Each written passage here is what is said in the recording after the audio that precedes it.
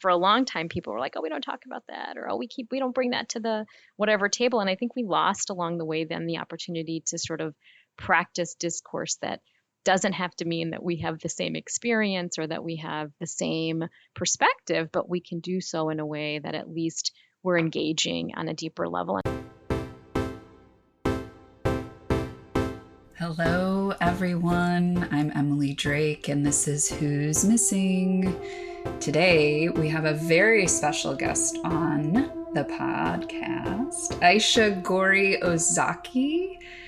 She's the Director of Diversity, Equity, and Inclusion in the Research Center at Northwestern University. She does a lot of work with nonprofits in the Chicago area, and she's also a U.S.-raised Pakistani Muslim and a mother.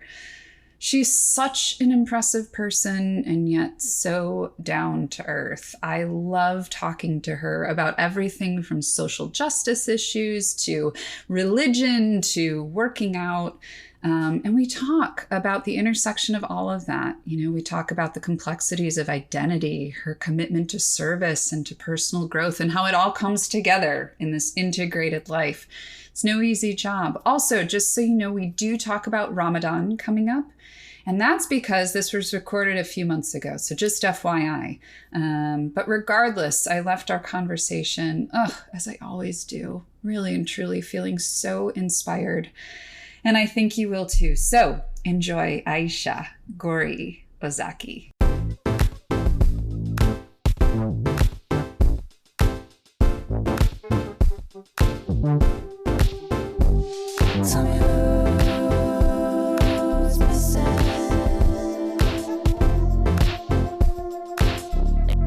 Talking to you feels like a warm hug. Has it always been that way for you to be able to get to depth in a, I suppose the word that's coming to mind is like an efficient way, you know? One that you don't have to work too hard for. Or maybe you do.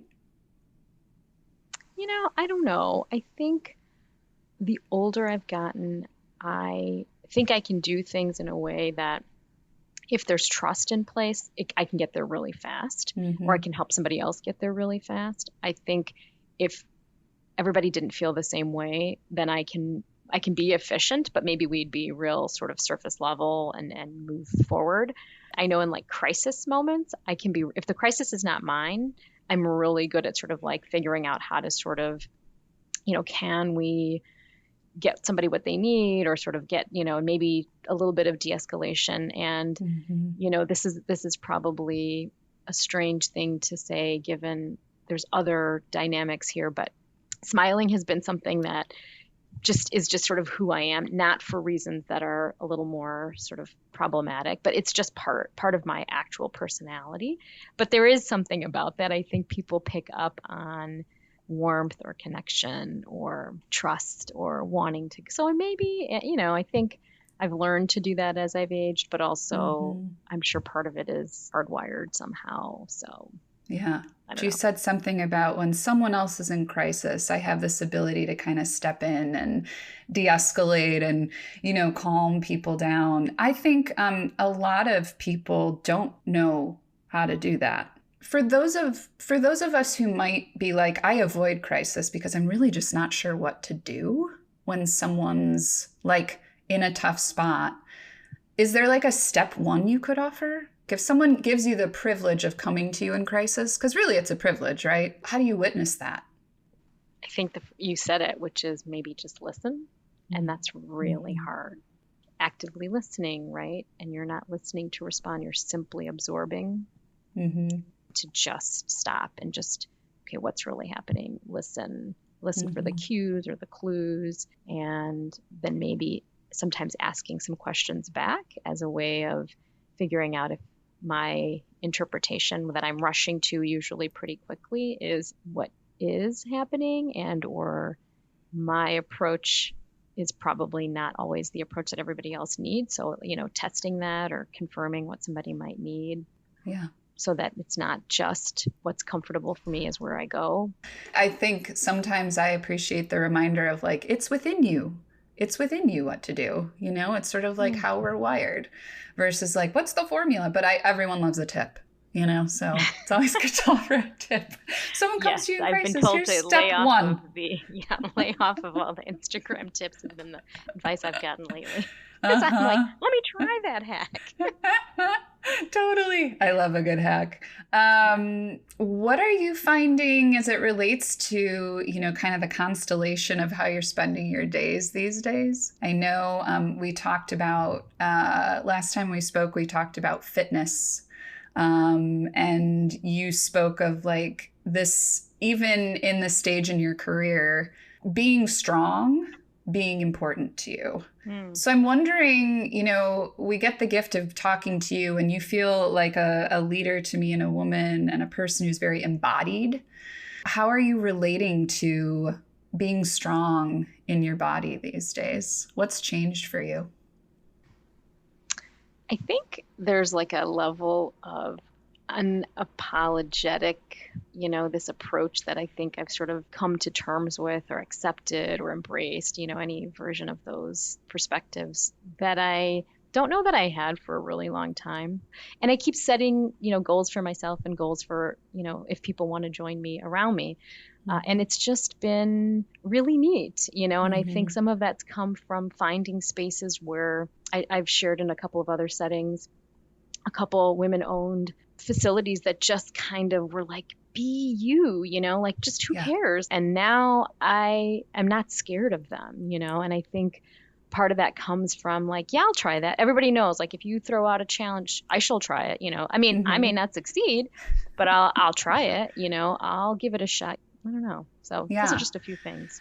I think this idea of like being game for something, like being Mm, open to trying something, and it brings to mind, sort of what you, I think, sort of some of your guiding principles, but also what you do professionally. So I'm curious how you would parlay this, like, I'll try it. I mean, I might fail, but I mean, I'll give it a shot. And this embodiment and this confidence that you now feel into this, really messy space that you work in: diversity, equity, inclusion, accessibility. yeah. I think there has to be sort of a combination of things. I think I in the last couple of years, there's much more attention being paid to the field as a profession, but it's a fairly newer field in some ways, right? I mean, you have to sort of be able to call out the things that are difficult, Mm-hmm. bring people somehow along or ahead with you, beyond you, and it requires sort of daily introspection, reflection, learning, because the part of the thing is you're not it's not a clear path in every Mm-hmm. setting, right? Because Mm-hmm. we don't actually know exactly what's going to happen tomorrow or the things that we've learned thus far. Tomorrow, what might we learn and say, oh, we were on the wrong path, just a couple months ago or a couple years ago. One of the things when I sometimes talk to folks who are interested in this field, I say, are you okay with the gray? People are like, what do you mean? If you cannot reflect and learn and sort of say, okay, every day we're thinking about how to move forward and we have to be able to sort of uncover some of the ugly in order that we might get to the place that we want to get to and, Mm-hmm. you know, do the right things, even though it sounds somewhat cliche and long overdue. It's so imperative, and so I think that Mm-hmm. the work demands it in some way. I mean, I'm thinking too about how you and I, and inviting others to like use your own experience Mm, as a vessel for the work. And I think we are in fields, and people listening may or may not be, but sort of the invitation is, how can you bring more of your self to the work that you're doing, so that you get to have that experience of like just being fully present in something, which by the way means stuff's going to hurt more, it's going to be harder, right? It's not what I think all the authenticity mongers might have it spell out to be all the time. I mean, sometimes it's really difficult. So, considering, your identities, there's many, right? You're a woman, you are Pakistani, you're Muslim, you are a mother. How do you bring yourself to the work in a way that sort of lets you kind of breathe in it, but also, I don't know if you feel like you have to protect yourself in any way or set a boundary, but yeah, how do you bring yourself into it in those identities? We spent, I think, much to our demise as a community or as people for a long time. At least, again, I mentioned I'm born and raised in the U.S., and I sometimes give this example. For a long time, people were like, "Oh, we don't talk about that," or "Oh, we don't bring that to the whatever table." And I think we lost along the way then the opportunity to sort of practice discourse that doesn't have to mean that we have the same experience or that we have the same perspective, but we can do so in a way that at least we're engaging on a deeper level. And then maybe some of that got lost along the way by sort of avoiding conversations that we perceived to be challenging. And I remember writing an essay on communities of difference, and I had a faculty who really liked it, but I remember getting some reaction that was not positive, which is like, well, shouldn't you just be focusing like that? If you're focusing on the differences, then you're sort of separating and alienating people. And it was, but the reality is, and that was a long time ago. And the reality is that by connecting with those differences, by understanding, what it was like for a 14-year-old Aisha to go to a Catholic high school where I had to wear a uniform, where the uniform only came in a black watch plaid skirt, and I wasn't allowed to wear that particular uniform. Not only did I stand out, I was Aisha Ghori in like this, Catholic high school, I then was the one in the pants. But by the end of my time there, everyone was wearing pants. Because guess what? There was some comfort. There was some joy that came with like, it's freezing or whatever. And people were like, why can't we?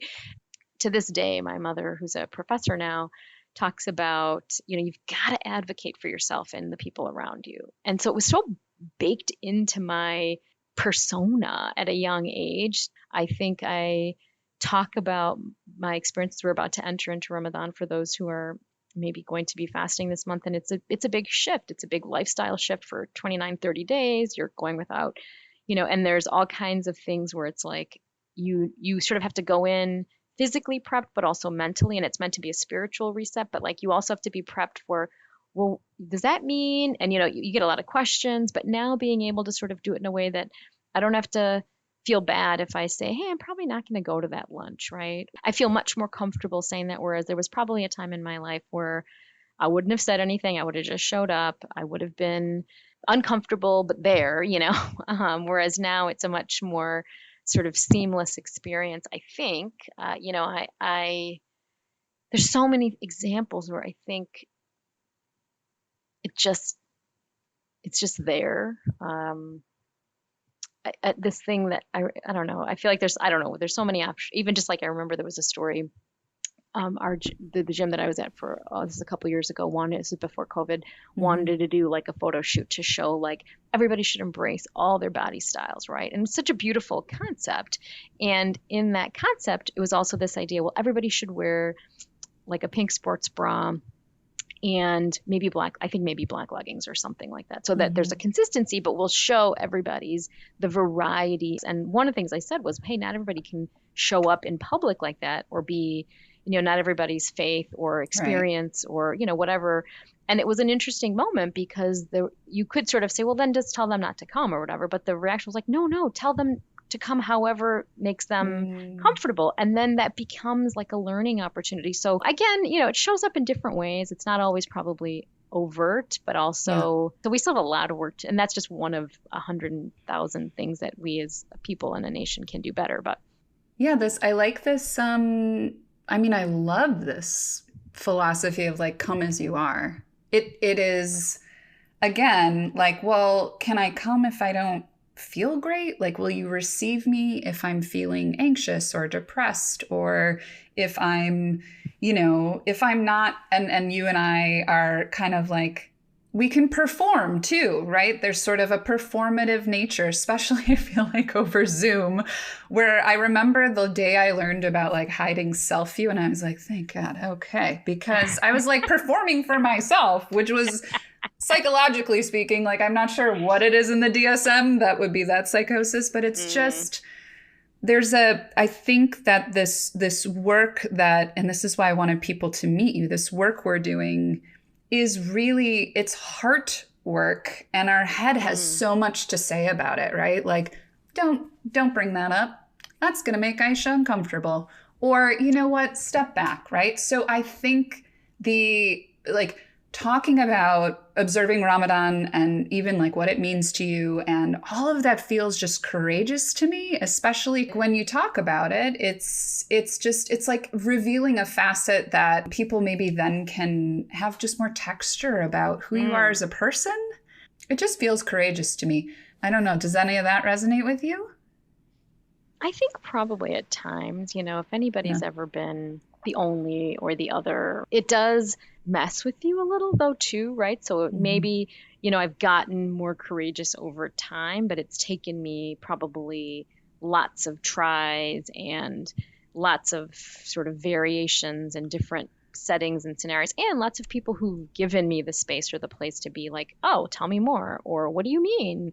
And, over time, kind of rather than feeling shut down or shut out by it, and not that by any means has it ever been perfect, but like, I think some of that has been helpful too, where there is sort of an openness and a willingness and, just more ways to connect and, I think more awareness also across many, dimensions of both difference, but also, diversity in service of, I think, inclusion and understanding. Well, for example, I'm telling people at the gym, I'm like, you're not going to see me as much, for like a month. Like, what do you mean?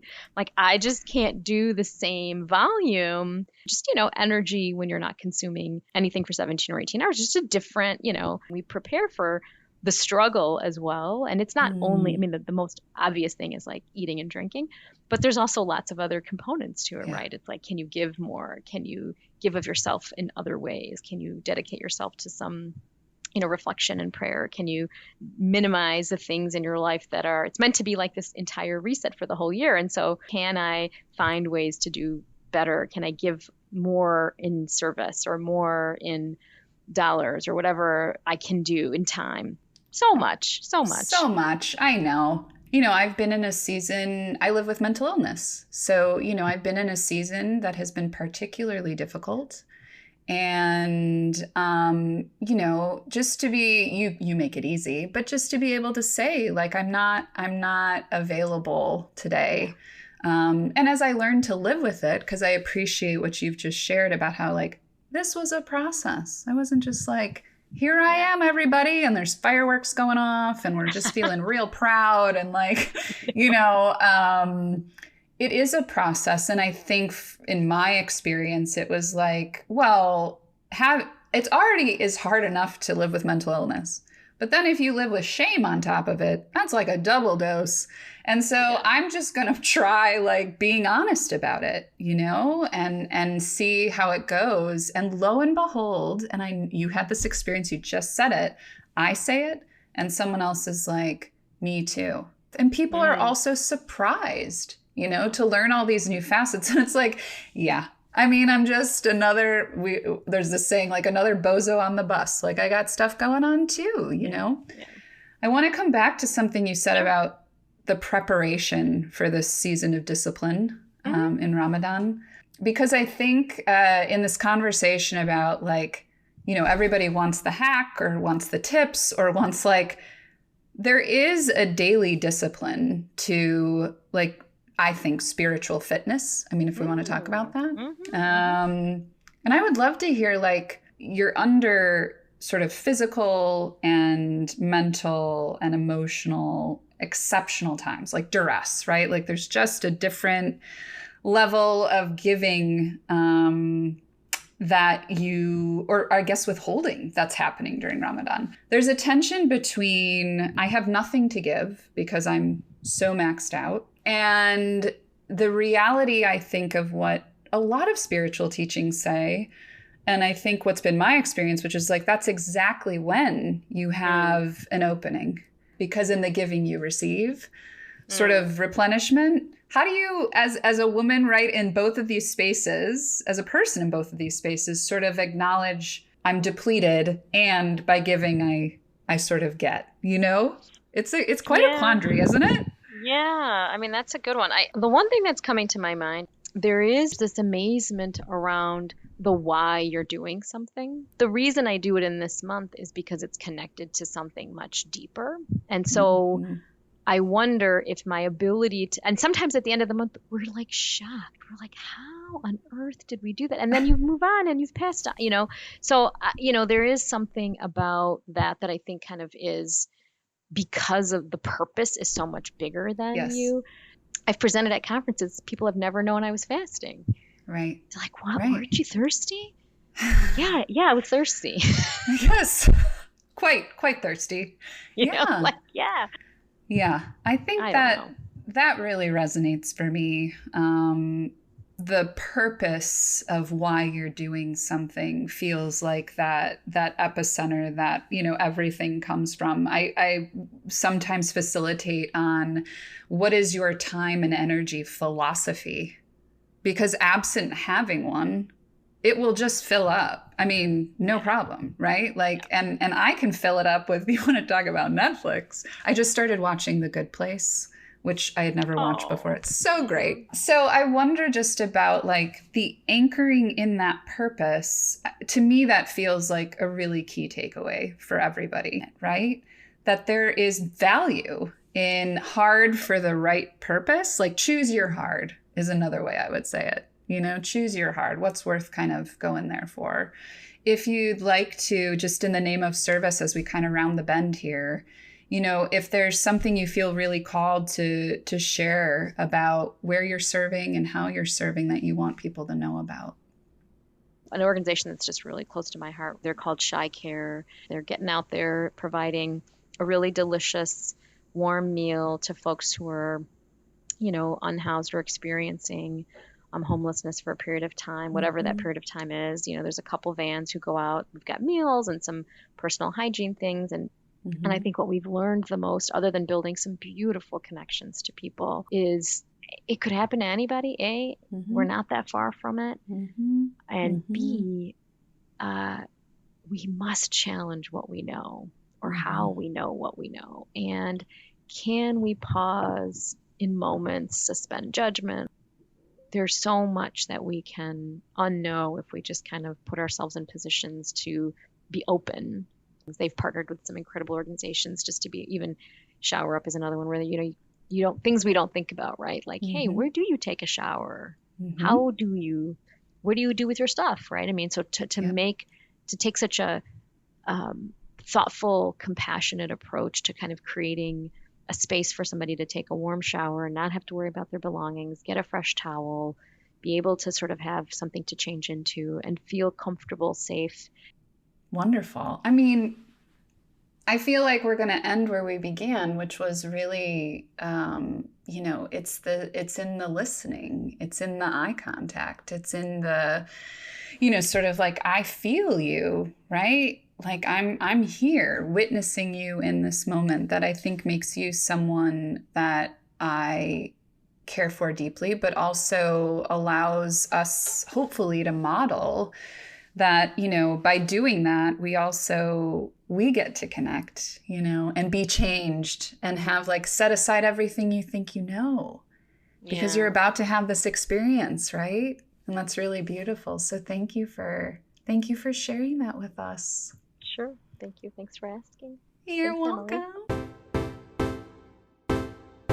Oh my gosh, see? Didn't I tell you it was going to be such an inspiring conversation? It's still reverberating for me. Here's 3 takeaways from my conversation with Aisha. When someone else is in crisis, all you have to do is listen. And that's really hard. It's hard at work. It's hard at home. It's hard for all of us. But that's what it takes. So listening, right? The second thing was, you have to be an advocate for yourself. You have to. Aisha learned that early on in life. I'm learning it much later in life. But there is a real innate desire and a deserved right for all of us to speak up and advocate for ourselves and what we want. You know, rather than being chosen, what do we choose, right? That's a bit of the invitation. And then the last one is, look, life is hard. Choose your hard. And the hard that you choose has to be rooted in purpose, the why behind what you're doing. And come back to that as often as you need to, because that's going to be the thing that really gets you through the things that are challenging in that arena. And then maybe saying no to things that would challenge you but aren't a part of your purpose. Aisha said, if it doesn't challenge you, it doesn't change you. And sure, it may be sort of hokey, but you know, that challenge is a part of life. Just don't go through it alone. There's a lot of us out here to listen. So grateful for our conversation. You heard Aisha mention Shower Up. Shower Up serves those experiencing homelessness and anyone in need by providing mobile showers, hygiene resources, and personal care. So I love their goal, which is to shower grace, hope, and love with everyone. And so they're a nonprofit organization. They have a presence in a few different markets, including Chicago. And I really encourage you to check them out at showerup.org. To give time, to volunteer, to be of service in any way that you can. We're so grateful to be introduced to such an incredible organization. Thank you again, Aisha.